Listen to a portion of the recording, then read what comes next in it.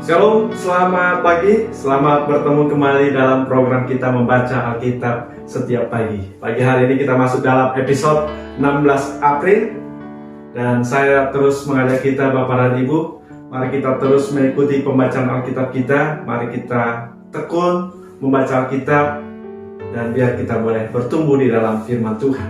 Dan sebelum kita lanjut, saya undang kita mari berdoa di dalam Tuhan. Bapak yang baik, kami bersyukur pagi hari ini.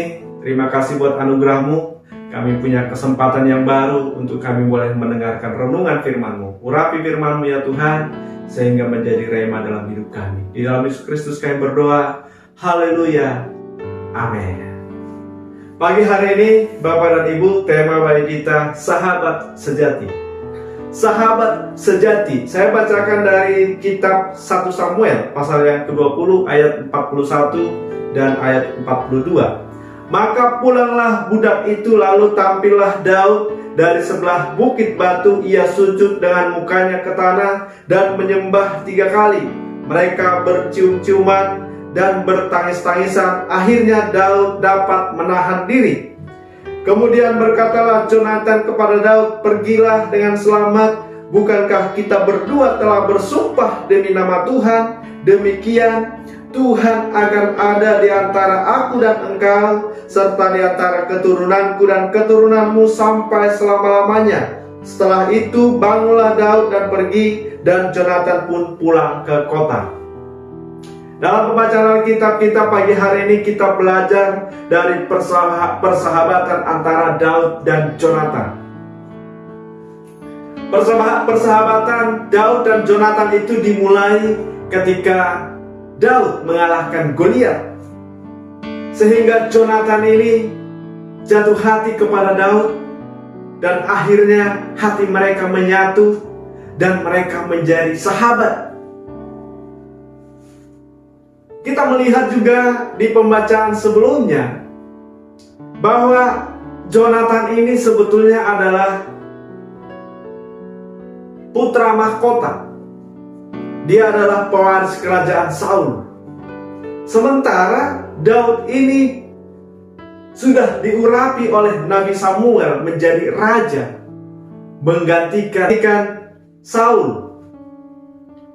Karena Alkitab mencatat bahwa Saul ini Roh Tuhan sudah undur daripadanya karena Saul tidak mendengarkan firman Tuhan.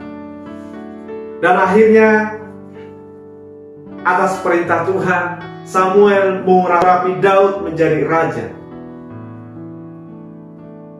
Dan walaupun Daud tidak langsung otomatis menjadi raja, tetapi masih mengikuti proses yang panjang.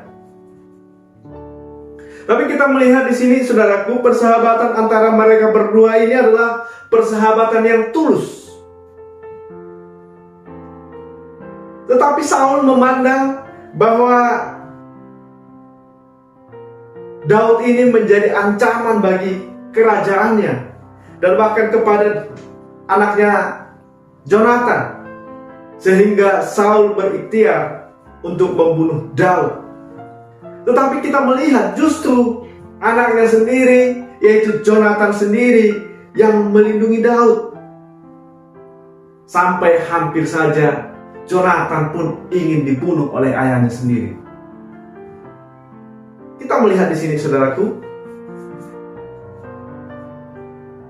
apa yang membuat persahabatan yang tulus ini bisa terjadi?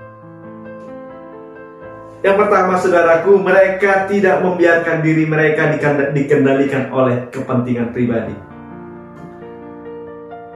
Mereka tidak membiarkan diri mereka dikuasai oleh kepentingan pribadi. Mereka tunduk kepada rencana Tuhan. Mereka tunduk kepada kedaulatan Tuhan. Dan inilah yang mendasari Jonatan melindungi Daud, yang walaupun sebetulnya membahayakan dirinya sendiri. Itu menurut pandangan Saul. Kalau Daud menjadi raja, maka ini akan menjadi malapetaka terhadap kerajaannya, bahkan terhadap anaknya Jonatan. Tetapi tidak demikian dalam pemandangan Jonatan. Kalau kita baca di ayatnya 1 Samuel 23 ayatnya yang 16 sampai yang ke-17, ketika Raja Saul mencari Daud untuk dibunuh. Suatu kali ada kesempatan bagi Jonathan bertemu dengan Daud. Jonathan menguatkan hati Daud. Apa yang dikatakan Jonathan? Saudaraku, kamu akan pasti menjadi Raja Israel. Kamu pasti menjadi nomor 1 di Israel. Dan saya nomor 2 setelah kamu. Kata Jonathan, saudara. Jonathan ini sangat berbesar hati. Walaupun suatu saat kelak dia tidak menjadi raja. Artinya apa? Jonathan ini memang tunduk pada otoritas Tuhan. Dia tidak terlalu ambisi. Padahal seharusnya dia membunuh Daud. Karena apa? Dia akan menghalangi dia untuk duduk di kursi nomor 1. Tetapi tidak demikian. Bahkan Jonathan mendoakannya menjadi orang nomor 1.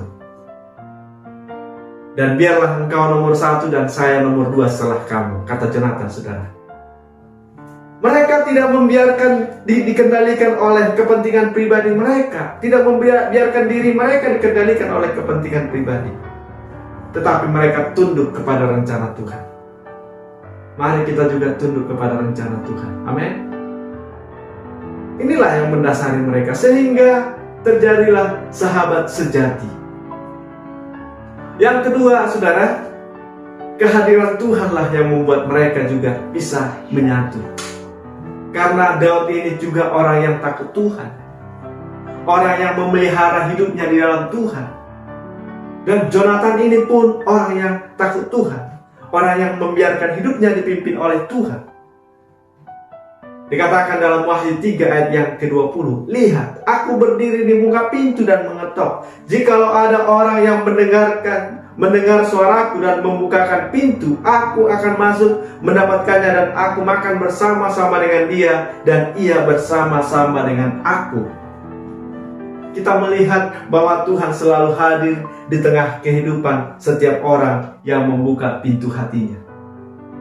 Jadi saudaraku, ketika kita hidup di dalam Tuhan, maka sesama kita yang hidup dalam Tuhan akan bisa menjadi sahabat sejati. Amin. Karena kehadiran Tuhan itu membuat kita menjadi satu. Kehadiran Tuhan di hati kita akan membuat kita menjadi satu. Karena kita sama-sama tunduk dalam otoritas Tuhan. Tetapi ketika kita dikuasai oleh kepentingan pribadi, maka kita akan saling membenci.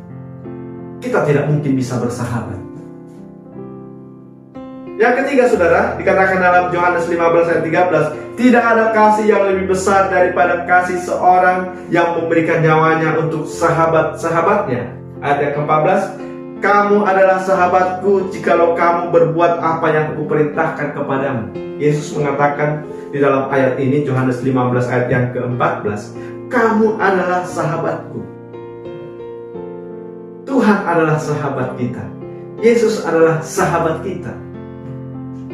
Bayangkan saudaraku, Yesus mengatakan kepada orang-orang yang percaya, kamu adalah sahabatku. Karena apa? Dikatakan, jikalau kamu berbuat apa yang kuperintahkan kepadamu. Yesus juga menjadi sahabat sejati kita. Amin. Inilah yang menjadi renungan kita pagi hari ini. Kiranya Tuhan memberkati. Kita berdoa. Terima kasih Tuhan untuk renungan kami pagi hari ini. Terima kasih untuk firman-Mu. Biarlah Roh Kudus yang mengurapinya dalam hidup kami, sehingga kami sesama anak-anak Tuhan boleh menjadi sahabat sejati. Kami membiarkan Tuhan yang berkuasa di dalam hidup kami. Kami izinkan Tuhan yang berdaulat, sehingga kami tidak mengizinkan kepentingan pribadi yang menguasai kami. Dan kiranya Tuhan sendiri juga yang menjadi sahabat bagi kami. Di dalam Yesus Kristus kami berdoa, haleluya. Amin. Tuhan Yesus memberkati kita. Shalom.